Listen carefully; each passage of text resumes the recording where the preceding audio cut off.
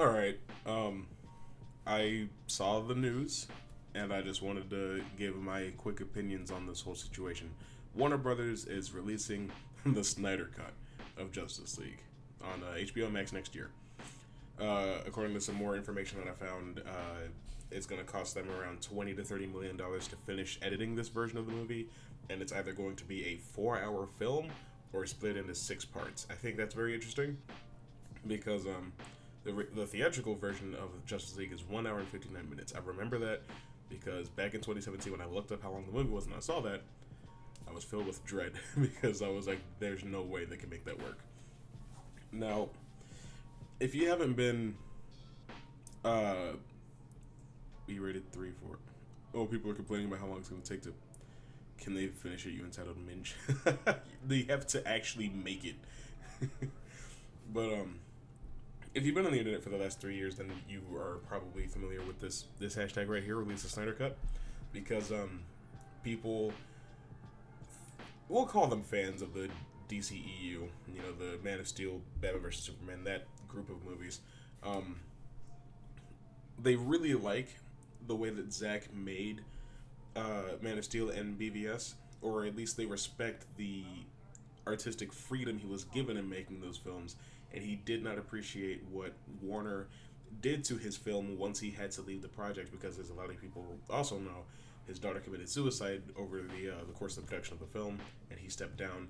They brought in Joss Whedon, and they pretty much hacked the movie apart and tried to stitch it back together in a number of ways, because they were like, well, Joss, do what you did to make the Avengers movie so successful. And so that's why Justice League feels so totally different from the other movies that came before, is because he was trying to make an Avengers movie. He was trying to make like an Age of Ultron sequel or something like that. It was weird. I don't personally like the first 2 Avengers movies nearly as much as I like the second 2, but that's where I am on that.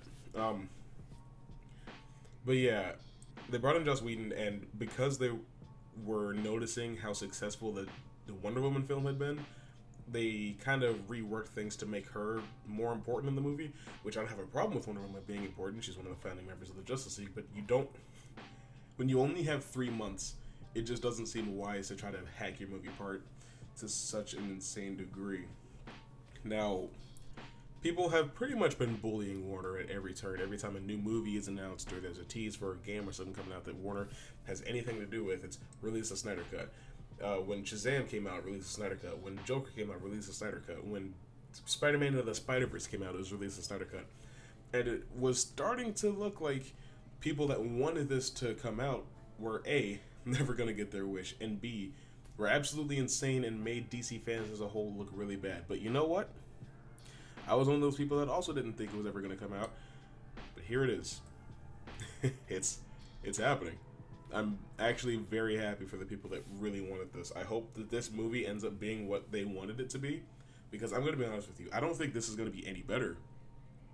It might make more sense and be more consistent tonally, but I didn't like Man of Steel very much, and I really, really don't like Batman vs Superman. So this being in the same vein as those movies doesn't give me any more hope than Joss Whedon doing the original version of the movie.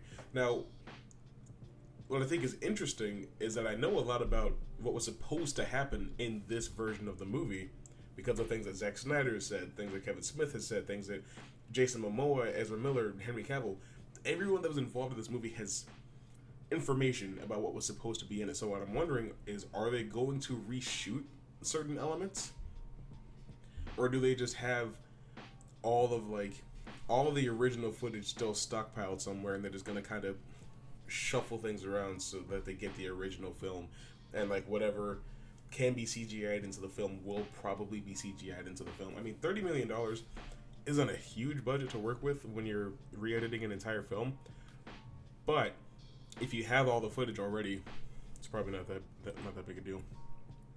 I also love how Joss Whedon is trending. It's probably a bunch of people hating on him. I don't blame Joss Whedon for Justice League being bad. I think he did his best, but he also kind of acted very childish after the movie came out. He was just like, oh, it's not my fault it was bad. Like, there's even that "at least I tried" thing that's in the movie that's definitely something that he added. I think that his, like, mannerisms, his ways of telling stories, his directorial flavor is definitely in the movie, and it doesn't work for this movie at all. But I don't think that his involvement is what made the movie bad in the first place. I completely blame Warner Brothers, and I still, as I said, don't think this version of the movie is going to be all that much better. But that's just that's the situation as we know it right now, and that's what I think about it. I would love to know what you guys think, and I'll probably rock with you next time. Yeah, that's all I got for you today. See you later.